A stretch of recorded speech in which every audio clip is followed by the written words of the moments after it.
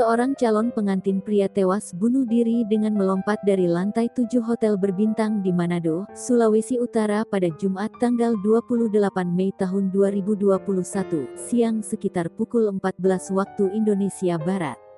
Pria bernama Gerald Suatan GFS 30 itu masih memakai baju pengantin saat lompat dari atas hotel. Hingga kini Polresta Manado masih melakukan penyelidikan terkait kasus ini. Pihak kepolisian juga telah meminta keterangan sejumlah saksi dalam penyelidikan kasus bunuh diri ini.